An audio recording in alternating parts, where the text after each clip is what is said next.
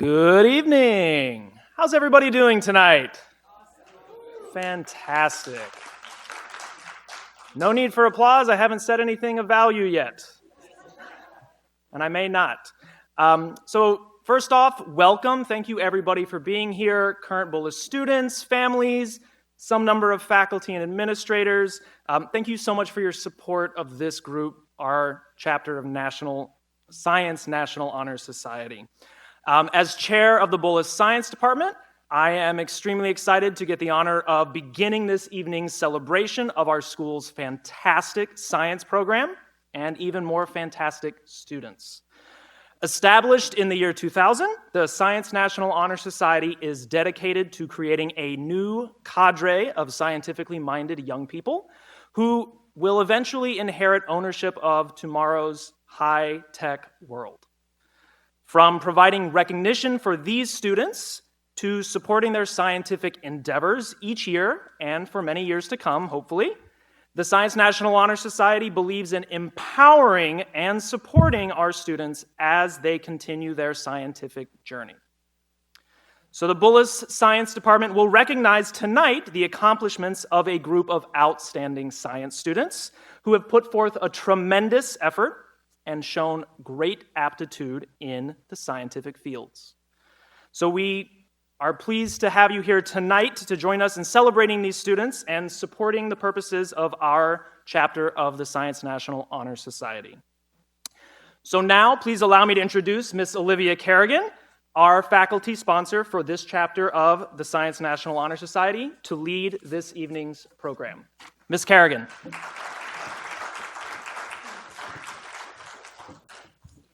Thank you so much, Mr. Kojal. Thank you, everybody, for being here. We're so excited to kick off SNHS for the year.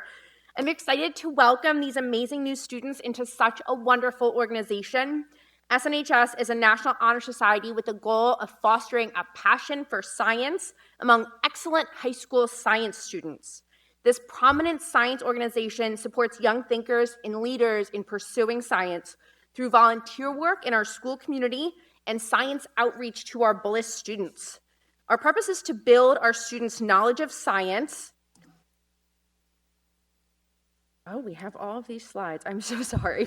Our purpose is to build our students' knowledge of science, help them communicate their scientific thought and achievement, and to engage in community service through our school and our local community. The Science National Honor Society motto is, "Fortunate is the one who understands the cause of things." As an undergraduate molecular biology major at the Penn State Schreier Institution, understanding the cause of things was the main driving force behind my deep love of science. I am so fortunate to support Bullis SNHS and to be able to share my love of science with our students. In addition to myself, we have a wonderful faculty council that supports our SNHS students here at Bullis. Mr. Kojal is our science department chair and one of our physics and astronomy teachers in the upper school. Mrs. Nicholson is one of our incredible physics teachers, and she brings a wealth of knowledge and leadership to this role. I myself teach honors biology and earth science in the upper school, in addition to leading SNHS. And finally, Dr. TerBush is our resident chemistry expert who teaches chemistry and honors molecular biology. Dr. TerBush is our faculty speaker for the evening, and he will share his love of science and a bit of his incredible research and teaching career. Please give a warm welcome to Dr. TerBush.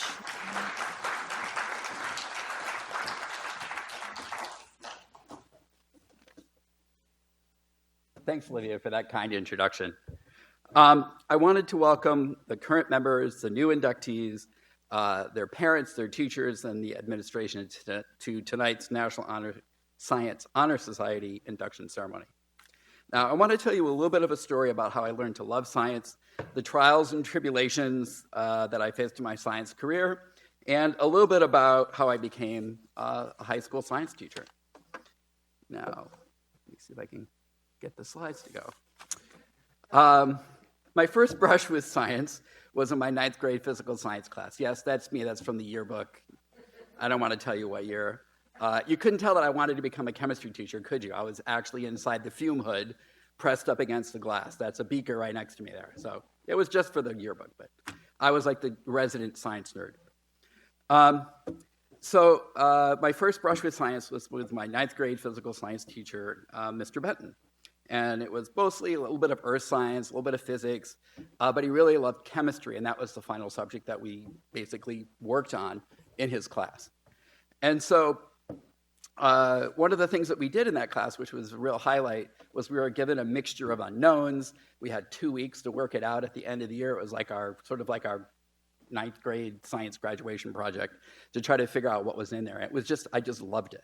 I loved it so much that I also decided to do a chemistry demonstration in my speech class. And so the chemistry demonstration was kind of fun because it used something called a clock reaction. Now, a clock reaction, for those of you who don't know, is when after you mix the reactants together, it changes color at a specific time. And so I told all the kids in the class that had to do with sound waves. What I actually did is I had a stopwatch running, so they didn't know that. They couldn't see it. And I had tuning forks. And so I would start talking about how sound can cause chemical reactions, blah, blah, blah. And I'd hit a tuning fork and wave it, and it would change color. And everybody was like, ooh, ah. Yeah, except for my speech teacher who gave me a B- in the speech. But, but it was really fun. I mean, I just love science, all right? That early love of science carried over to my college career, where I double majored in chemistry and cell molecular biology as an undergrad. And it wasn't always easy. Okay? Doesn't matter how much you love science, you're going to have trials and tribulations along the way, and I'm going to outline some of those and how you overcome them. So, for instance, when I was in college in organic chemistry, I got an A+. And basically the pre-med students hated me because of that, because I changed the curve a little bit. But also, I wasn't a great math student, and when I took physical chemistry, I actually failed the course. Yeah, so I had to retake it. It was a course in my major. Now, there was other stuff going on in my life, but basically, I could have done a lot better. It was a real trial and tribulation for me. I had to overcome that, all right? But I didn't give up. I stuck it out, all right, and graduated. Now, I actually paid my own way through college. And in a way, that was kind of a mixed blessing, but one of the really good things that came out of it was I did work study in Department of Pharmacology lab in the medical school. And I was basically washing dishes, but I'm a fairly smart kid, and I knew my chemistry, so the teacher was like, hey, or the instructor, the PI, was like, why don't you try to do an experiment? 6 months later, I had my name on a paper. Now, obviously, I was not first author, but I got my name on a paper, and then when I started applying to graduate schools, and my PI knew that I was poor, he offered me a position in his lab that would be on an NIH training grant so that my entire career for graduate school would be paid. And so I should have actually advanced the slide to that. So it was the Holtz lab. So there's a little bit, there's my wife and the cake that I got when I graduated, and that's the picture of everybody in the lab with me in the middle and the back. Okay. So hard work, perseverance, a little bit of luck all helped me to earn my graduate degree. Now, I postdoc at Yale. Those of you who don't know what a postdoc is, if you know anything about being a doctor and doing a residency, it's further training. For a PhD scientist, it's further training. It means you're cheap labor for somebody, is really what it means, all right? But it does give you a leg up on trying to get a faculty position. So I worked, on baker's yeast, studying secretion. So you can see that says there something about secretion. And I used that to become an assistant professor at Uniformed Services University of the Health Sciences right here in Bethesda, all right? And I was recruited by this wonderful guy who was the vice chair of the department. He also worked on yeast, so I had a built-in colleague right there. Everything looks great. 1 year later, he died. He had a heart attack on the medical center platform, metro platform, and passed away. And this is somebody who would run 50, 60 miles a week. His heart, he must have had some sort of unknown genetic condition. His heart just stopped. So he's gone. Now, the department chair, it turns out he really didn't do much in this department. It was the vice chair who did everything. And part of the reason was because the department chair had lost all his funding for his grants. And he came under investigation for embezzling funds to keep his lab going. So a year and a half after the vice chair dies, the chair is removed. So now we've got, you can see where my career is going here at this school, right? So So it took 5 years for them to find somebody to take the chair of that position, the Department of Biochemistry at Uniformed Services University. The interim chair can't give tenure. When they finally found somebody, that person said, I need 2 tenure slot faculty positions. Guess how many untenured professors there were? 2, and I was one of them, and so I was let go. And so that was a real low point in my career, let me tell you that right now. But you know what?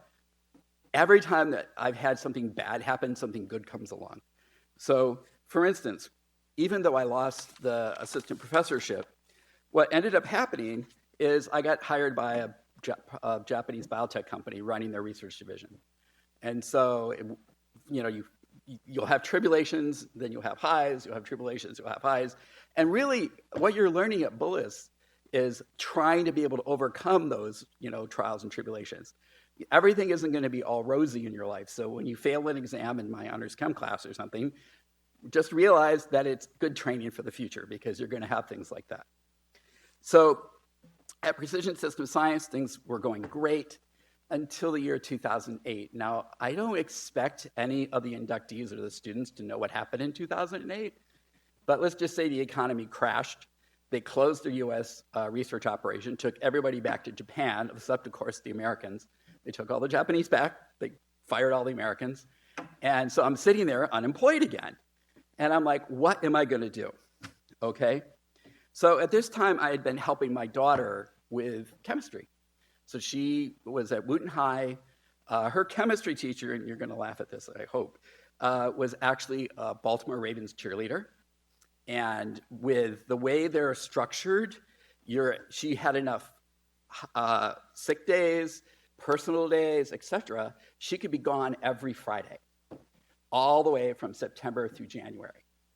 So, and I mean, no offense to cheerleaders. Some of you might have been really smart, wonderful cheerleaders in high school.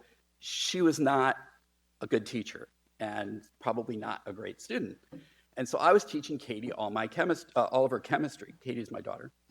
And so I'm sitting there, unemployed, trying to figure out what I'm going to do with the rest of my life. And she says, I wish you were my chemistry teacher. A week later, I was accepted at the University of Maryland in the post-baccalaureate certification program, which is a program that's designed to give you a teaching certificate in 11 months if you already have an advanced degree like a PhD or a master's degree. And I made a very good choice. I could have either been a biology teacher or a chemistry teacher, although you saw from that first slide, boy, I haven't been putting any slides forward. I just keep not thinking, there's Uniformed Services University. There's Precision Systems Science. Okay, here's Bullis. That's where we're up to. So she tells me she wants to be a chemistry teacher. I realized that was the one really thing that I liked doing was teaching. Like I said, 11 months later, I was qualified to become a teacher. I love teaching. I still love it. And it's funny just how it took a bunch of ups and downs to get to the thing that I really love the most, all right? I finally found my calling, at least I think I did. Who knows? Maybe there's another calling out there, but I think I'm old enough that I think I'm done. So for all you inductees and current National Science Honor Society students, I hope you persevere in your love of science and you will find your path someday too. Thank you.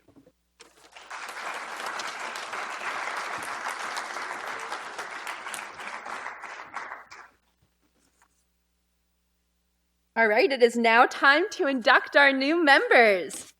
Every student inducted as a full member into Science National Honor Society this evening has met and maintained the following certifications.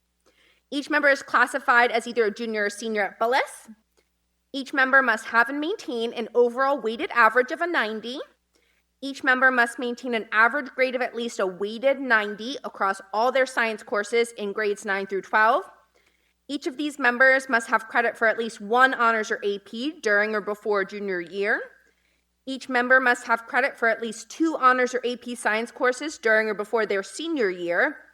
As a senior, they must be enrolled in an upper-level science course that includes our STEM capstone honors or AP, and each member must be in good academic or behavioral standing. So each one of our students this evening has met these rigorous requirements in addition to writing an essay that we all read about a phenomenon in science that they love and they are passionate about. So we are proud of each of these members' scientific achievements during their Bullis career. So I'm going to ask for help from the Faculty Council. We are going to hand out your certificate, and we have your new member lapel pin. So as I call your name, please come to the stage to receive your certificate of membership and your new member pin. Skylar Altman.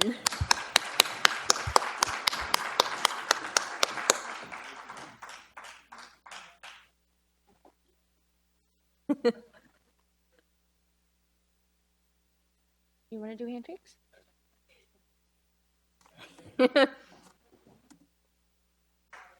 Peter Anderson. Not here? Josh Black.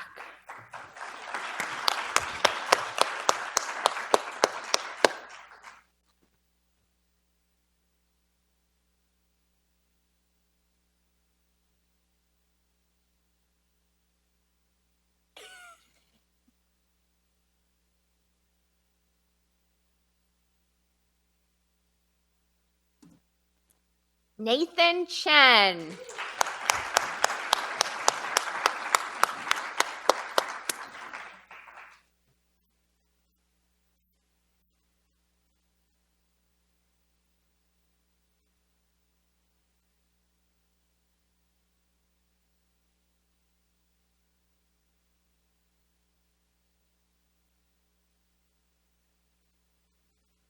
Victoria Deal.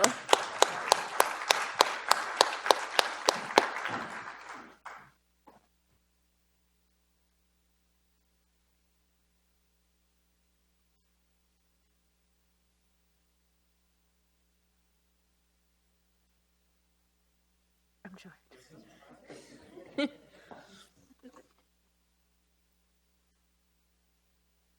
Noor Khandpur.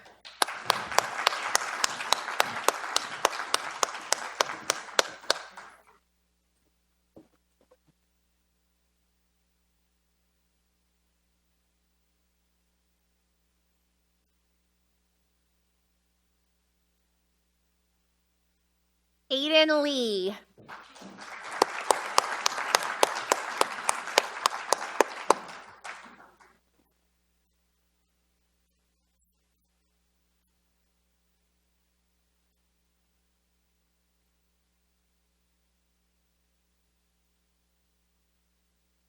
Oh, your pin.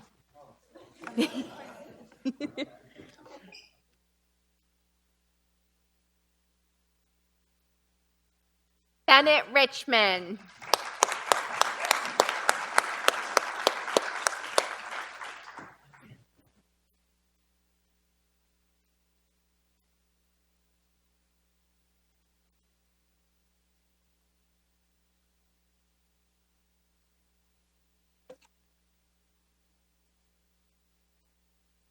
Caitlin Robinson.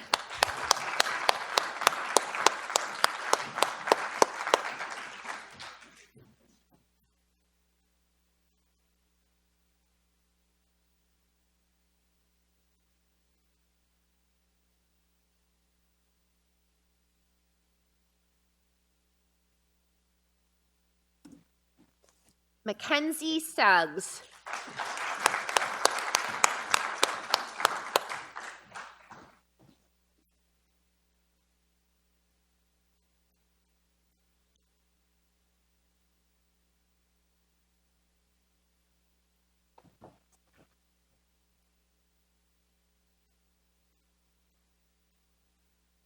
Ryan Tannenholt.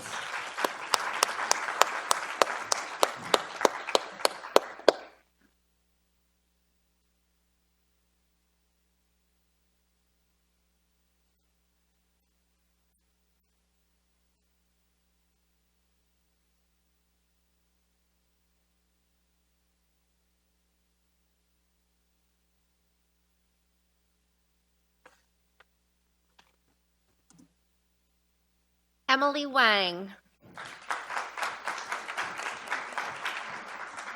Not here? Mark Wang.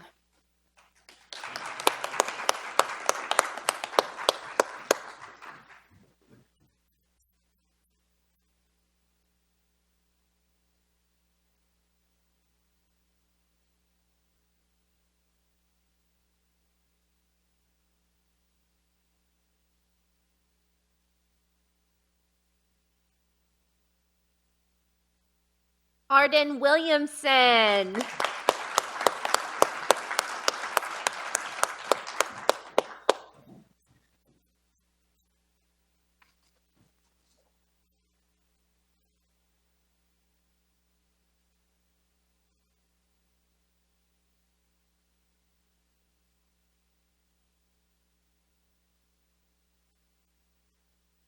Troy Wisnowski.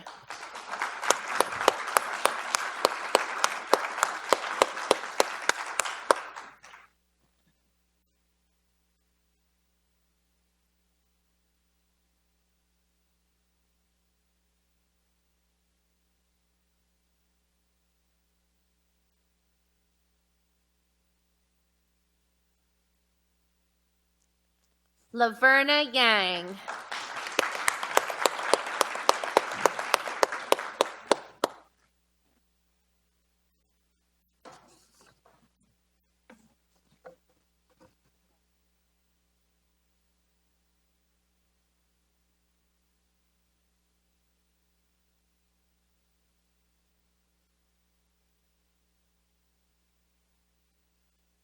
Tom Yu.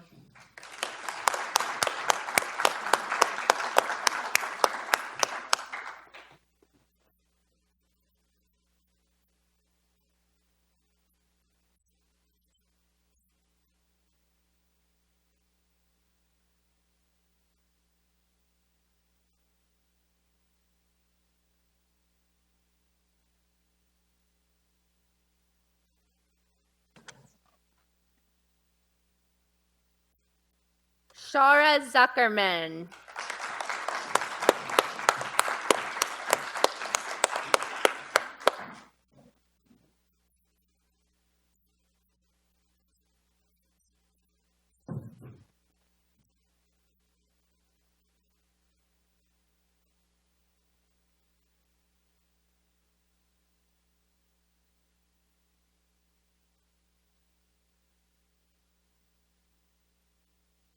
All right, let's give a big round of applause to our new inductees.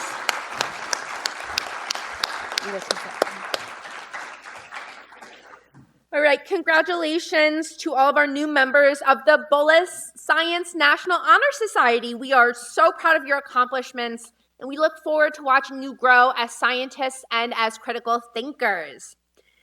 Now, please welcome our Science National Honor Society President, Julia Zhu, for her President's Induction.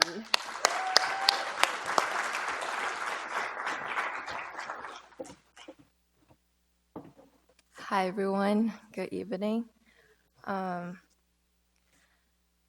journey in science is quite complicated. It started with the little girl who always breaks things. If you ask my parents to summarize my history, they might answer, "Have you seen the movie Wreck-It Ralphie? That's my daughter."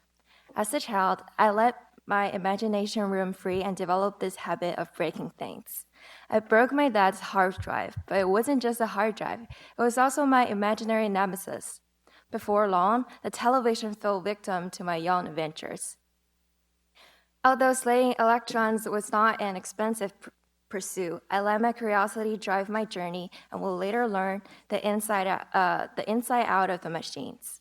My science journey is like a stream of water that bends and travels through a landscape of ideas. I've been naturally attracted to science.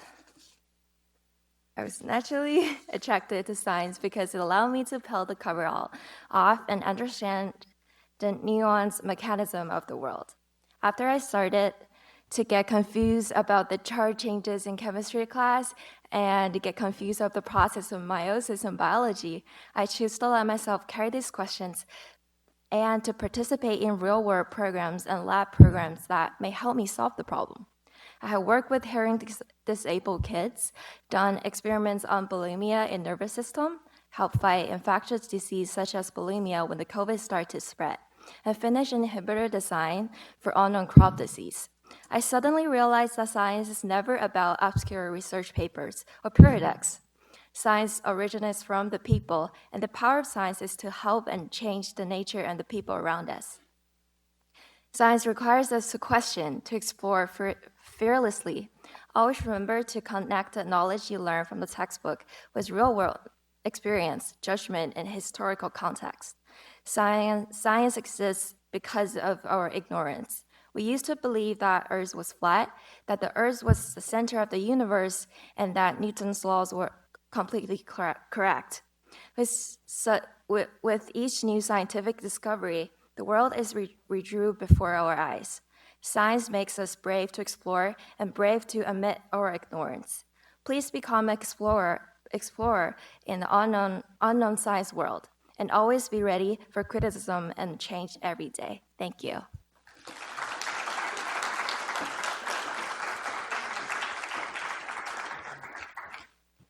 All right. Can we have one more round of applause for our inductees tonight? Thank you, Julia, for your wonderful speech.